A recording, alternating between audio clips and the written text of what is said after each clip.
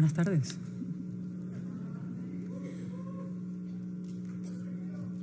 Dicen que a los jóvenes no les interesa la política.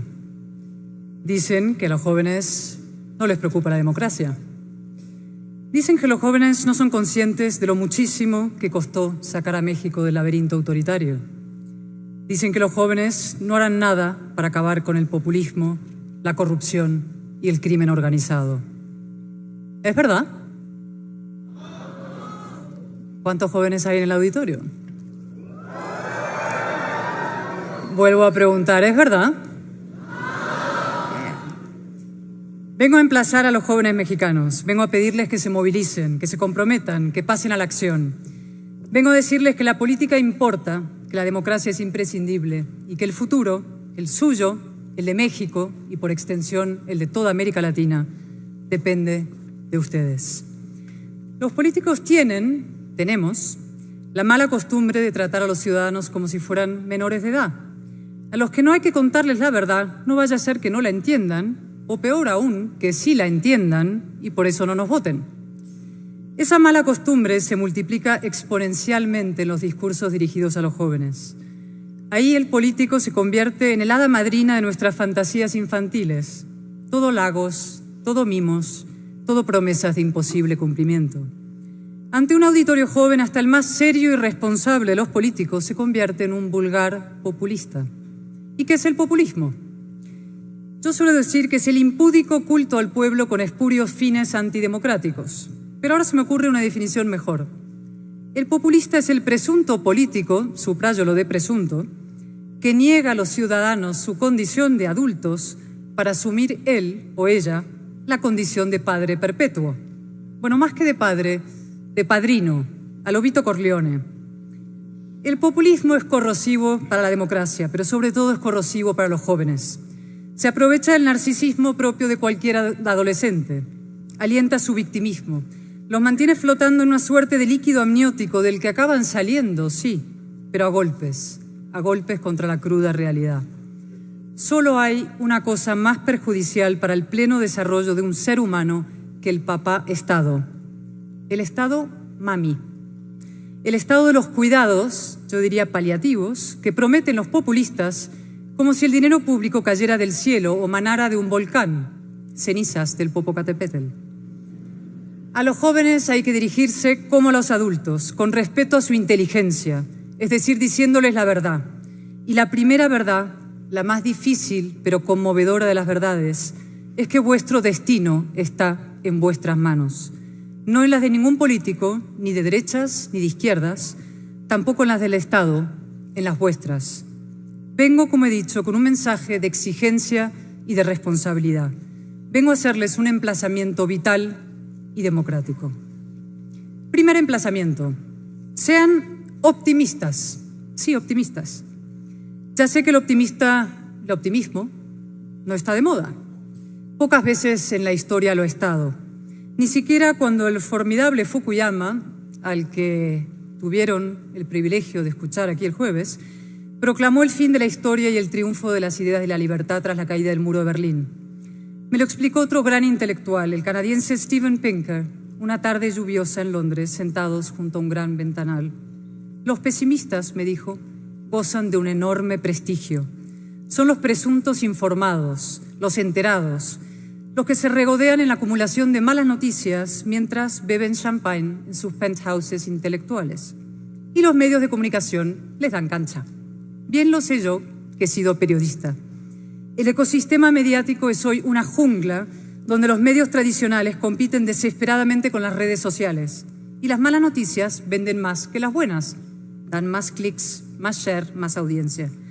El resultado es una inflación del pesimismo y una degradación de la verdad, de la conversación pública y de la propia democracia. Claro que hay motivos para la inquietud. La peor pandemia en un siglo, la amenaza de una guerra nuclear, el cambio climático, el resurgir del autoritarismo, del que hablaré luego, y sin embargo yo no consigo desanimarme y ustedes tampoco deben hacerlo. Al revés. El pesimismo es la coartada de los cobardes, la excusa para no hacer nada. Y algo peor, el pesimismo es el mejor aliado del populismo. El apocalipsis es otra forma de utopía que los populistas aprovechan para justificar la llegada de un Mesías, un caudillo, un salvador. Ellos mismos, claro. El optimismo, en cambio, el optimismo racional, a lo Matt Ridley, otro gran pensador, es combativo y constructivo. El optimista se levanta del sofá y hace lo que tiene que hacer cualquiera con un mínimo conocimiento de la historia y del impresionante progreso que la humanidad ha experimentado en los últimos 3 siglos. Trabajar para que ese progreso continúe.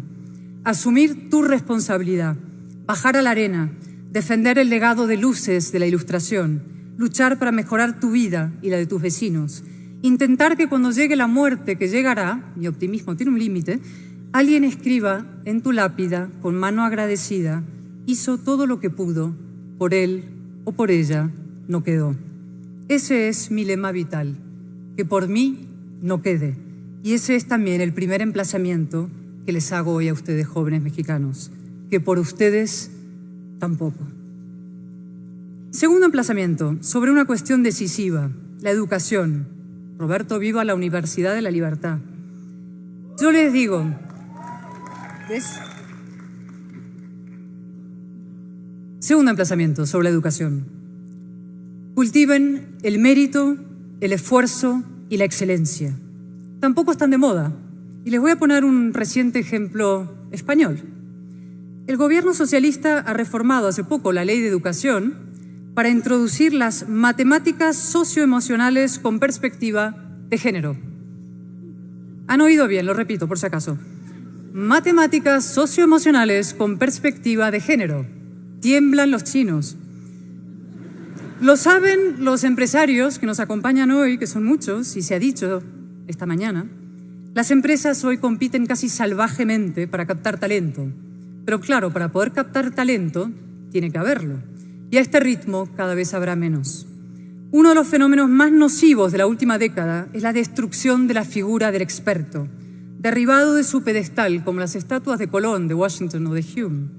El periodista degradado a la condición de tuitero, el parlamentario, yo, reducido a palmero, el científico homologado al curandero y, en cambio, el influencer convertido en preceptor, el tiktoker ensalzado como un oráculo y cualquiera elegido presidente del gobierno. Estamos en la era de la mediocridad.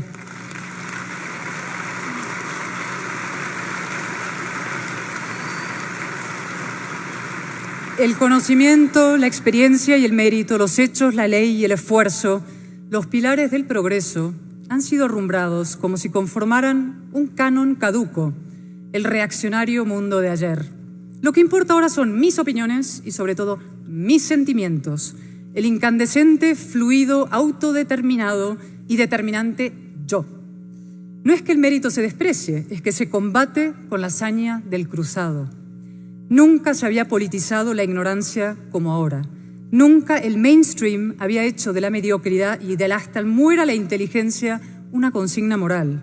Nunca las universidades, incluidas las más prestigiosas del mundo, viva la Universidad de la Libertad, se habían apartado tanto de su razón de ser, que es cultivar el espíritu crítico, el conocimiento objetivo y el derecho a discrepar.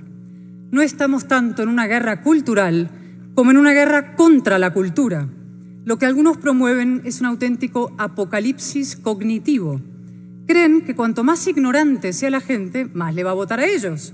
Y quizás, claro, tengan razón. La ignorancia es el combustible del populismo. Yo no tengo 20 años, lamentablemente, tampoco 30, pero los he tenido y lo sé. Nada sirve más a un joven que el estudio, el esfuerzo, el conocimiento y los libros. Y nada paraliza más que la sobreprotección y la ficción de los derechos infinitos. El populismo es fiesta, parranda para hoy y lágrimas para mañana. Hipersusceptibles, ofendidos, raudos en la invención de agravios y reacios a la asunción de riesgos, muchos jóvenes son hoy candidatos fijos a un desengaño histórico y nuestro deber es evitárselo.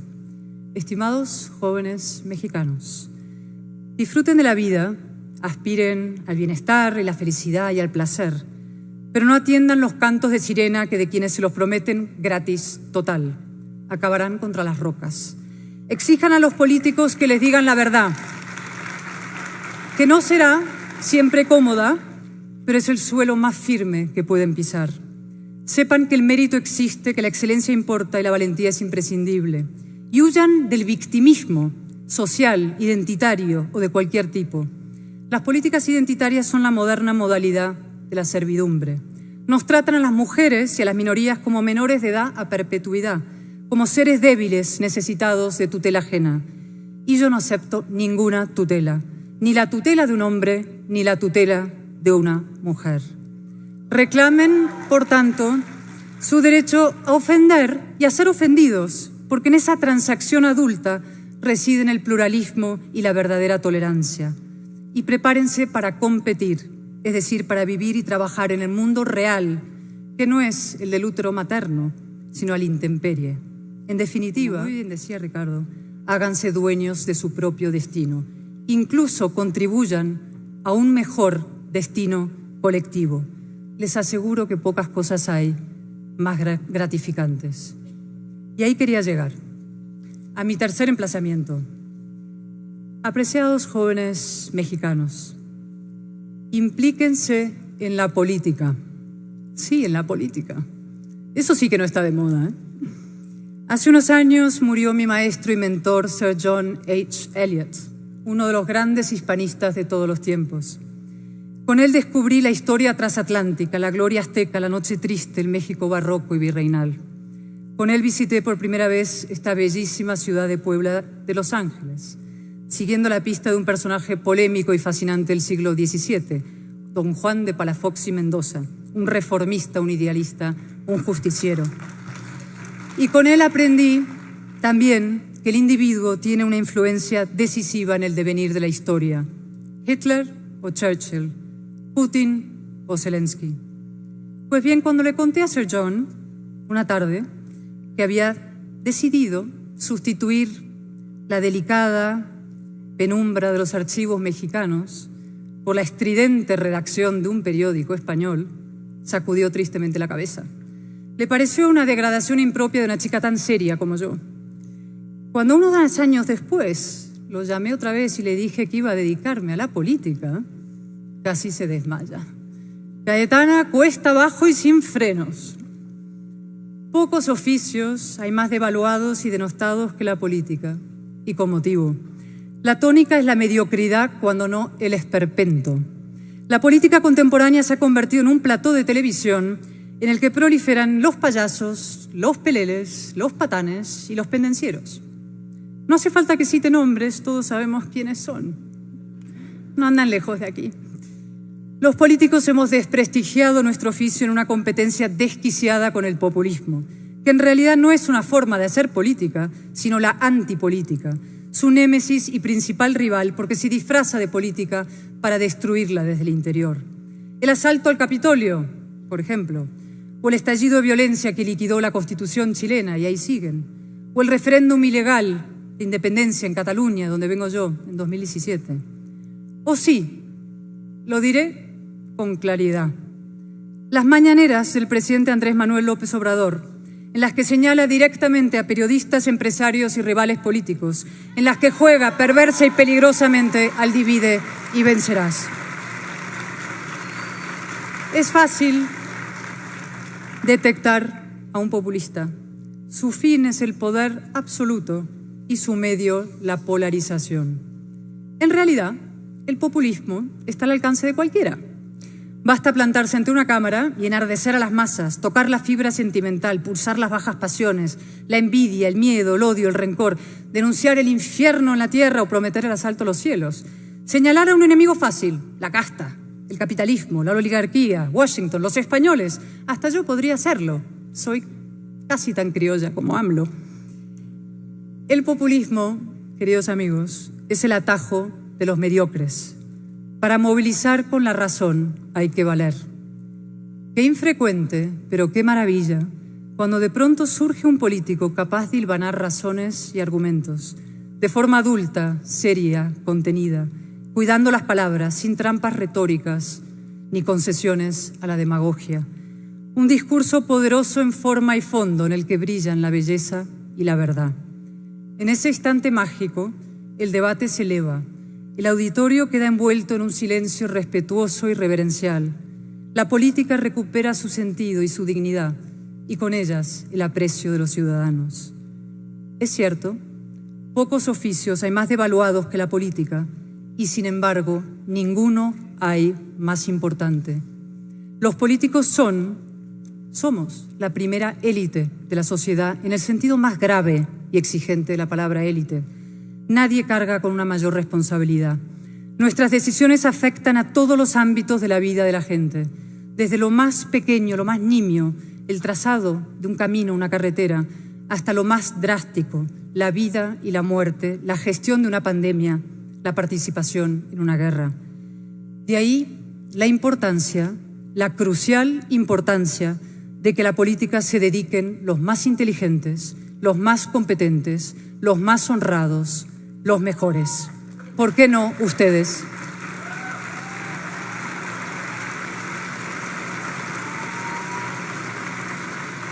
Insisto, ¿por qué no ustedes? Seguro que hay voluntarios en la sala. La razón necesita representación y la necesita de forma urgente. Por eso digo, dedíquense a la política y háganlo no solo sin caer en el populismo, sino fieramente contra el populismo para derrotarlo. Cuarto emplazamiento, vinculado al anterior. Defiendan la democracia. Bueno, hagan algo más que eso. Conviértanse en auténticos militantes de la democracia mexicana. Las encuestas en todo el mundo son preocupantes, también en América Latina. Muchos jóvenes empiezan a desvincularse afectivamente de la democracia y sus instituciones. Hijos de la larga paz liberal, o la dan por sentada o apenas la valoran. No han sufrido en carne propia su alternativa, el régimen de partido único, la falta de libertad, la censura, la dictadura. Yo tampoco. Y sin embargo, los veo venir. Ahí están, los burros de Troya de la democracia. Cabalgan a lomos de la ignorancia y la polarización. Se disfrazan de demócratas para reventar la democracia desde el interior. Convocan elecciones, sí, pero luego las amañan por detrás, compran votos y estas cosas. Aceptan que exista algo llamado oposición, algo llamado poder legislativo y algo llamado poder judicial, pero luego los mañatan, los someten y los sojuzgan. Por cierto, qué emocionantes las marchas mexicanas en defensa del Instituto Nacional Electoral. Ese es el camino de la militancia democrática, el de la movilización, el del coraje y la capacidad de desafío. Voy a hablarles con claridad por respeto a la verdad, a todos ustedes, y porque las circunstancias creo que lo exigen. México, este país formidable, esta nación admirable, esta potencia económica y cultural impresionante, está siendo tomado por el crimen organizado con la complacencia de quienes debieran defenderlo. Abrazos, no balazos, o más bien abrazos a los que dan balazos. El eslogan es bonito, pero el resultado es catastrófico.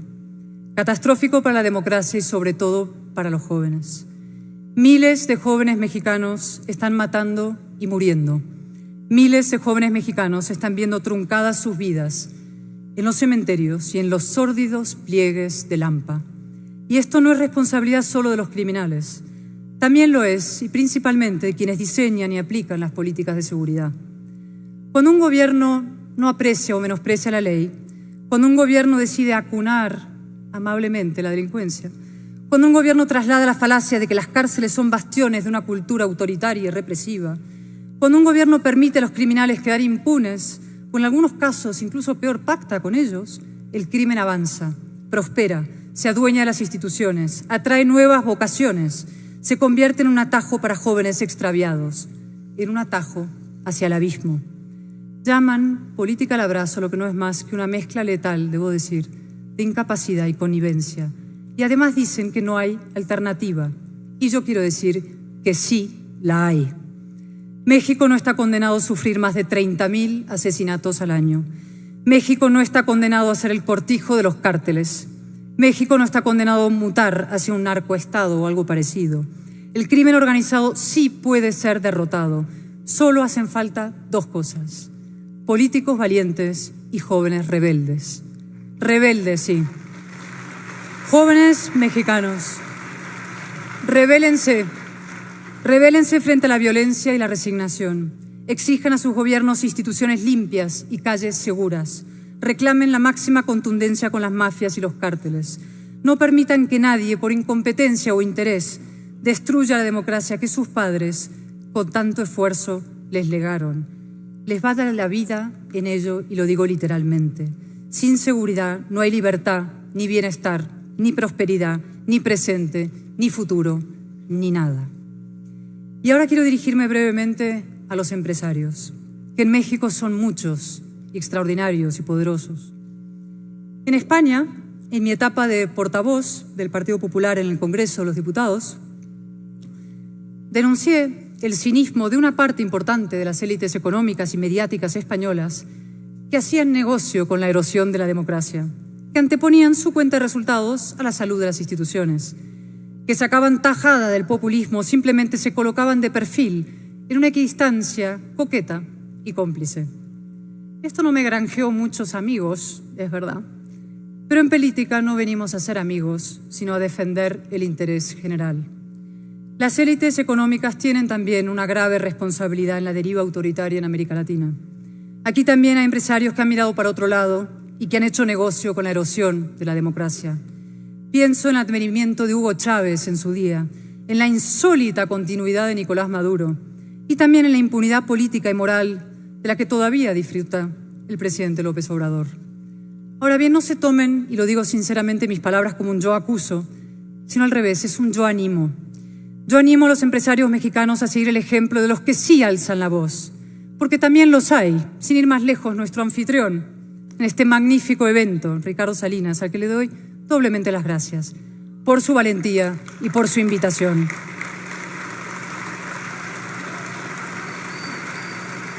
Les animo a desafiar las presiones y los linchamientos, porque los ataques a la empresa privada son el viejo recurso de los enemigos del progreso. Un país necesita inversión y crecimiento y empresas cuantas más y más fuertes mejor. Ayuden a que se consoliden liderazgos políticos inteligentes, honrados y competentes. Existen, pero en solitario su tarea se vuelve más que hercúlea, heroica. Necesitan del aliento y el empuje de toda la sociedad. Y aprovecho, si me lo permiten, para enviar también desde aquí un saludo cordial y con admiración a una mujer que no tiene miedo y que tiene un proyecto en las antípodas del populismo, un proyecto de unir para vencer y vencer para unir, que es Xóchitl Gálvez. En definitiva, lo que yo pido a los empresarios es que inviertan en la democracia mexicana. No hay inversión más segura ni a medio y largo plazo más rentable.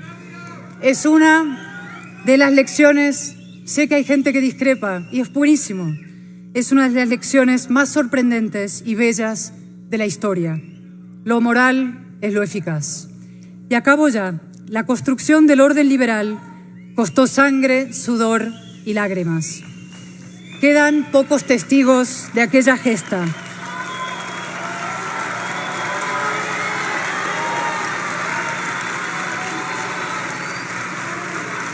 La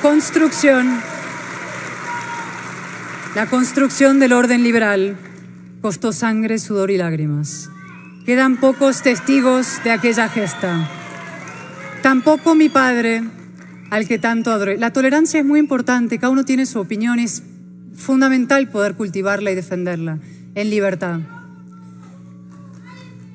Decía que la construcción precisamente de la tolerancia, el orden liberal, costó muchísimo. Quedan muy pocos testigos, tampoco mi padre, al que tanto quise y adoré. Él fue uno de los tantísimos jóvenes que se alistaron para luchar contra el nazismo. Miles, millones de chicos como él murieron en los campos y en las playas, en las trincheras y en los barracones, bajo las bombas del totalitarismo alemán. A sus cuerpos mutilados inertes se suman los de los millones de hombres y mujeres sepultados posteriormente por la aplastante maquinaria comunista. El orden liberal es una delicada mezcla de inteligencia, humanidad y valentía, y su defensa exige sacrificios a los que nuestra generación no está acostumbrada, pero no hay alternativa. Fuera del orden liberal solo hay fuerza y violencia, decadencia y degradación. Fuera de la democracia no hay libertad, ni paz, ni progreso, ni civilización. Y por eso, estimados jóvenes, voy a hacerles un último emplazamiento. Sean salmones. Sí, salmones. El salmón tiene una peculiaridad, y es que nada contra la corriente, río arriba. Un político español de la transición, un centrista encantador que se llamaba Alfonso de Senillosa, decía que en la vida se puede ser todo menos un cobarde. Y yo estoy de acuerdo. La valentía es una cualidad esencial, pero quizá hoy lo sea más que nunca. La cancelación y la intolerancia se han convertido en una práctica habitual en las democracias occidentales. Moralmente impune, agitando banderas sentimentales o identitarias, los iliberales plantean una disyuntiva perversa: sumisión o conflicto. Si no te sometes, te lanzan al paredón como mínimo de las redes sociales. Fascista, machista, racista, indeseable, te intentan acallar. A veces incluso consiguen echarte del tablero. A mí me ocurrió, pero bueno, volví. Y sin embargo lo digo y lo repito, entre el conflicto y la sumisión, yo elijo el conflicto. Primero, porque de tanto manosearla, las etiquetas se han vuelto irrelevantes. Hoy en España, si no te insultan, te llaman fascista, no eres nadie. Se lo dicen hasta a Felipe González o a Joaquín Sabina. Y segundo, por un motivo más profundo, aplicable a cualquier aspecto de la vida. Se lo explico con amor a mis hijas de 12 y 14 años. El conflicto es parte inevitable de cualquier gran emprendimiento humano. La vida al baño María no existe. Imagínense el patriotismo a baño María. Defender la libertad, limpiar la corrupción, combatir el crimen organizado, nada de esto puede hacerse sin un alto grado de resistencia, sin conflicto y sin coste. A veces ese coste supera lo más sagrado. Pienso en María Corina Machado, una heroína en Venezuela, en Navalny, un mártir en Rusia, y en cientos, se dice pronto, de periodistas y políticos mexicanos asesinados en los últimos años. Su sacrificio nos señala el camino. Jóvenes mexicanos, son tiempos decisivos. No se distraigan ni se resignen. Acuérdense, el pesimismo es el principal aliado del populismo. La resignación te lleva a aceptar lo inaceptable desde la falsa premisa de que no hay alternativa y México la tiene. Hay esperanzas. Exijan elecciones limpias, voten con visión y con valor, defiendan su democracia, asuman su responsabilidad, sean adultos, sean audaces, sean patriotas, sean mexicanos, sí, en el sentido más exacto y emocionante de la palabra. Mexicanos, es decir, ciudadanos. En esa apasionante, difícil, noble tarea, contarán siempre con una aliada española que en la delicada penumbra de los archivos mexicanos aprendió hace mucho tiempo ya a caminar sola y que desde entonces no ha dejado de navegar contra la corriente, como el salmón, río arriba, siempre río arriba. Muchísimas gracias a todos.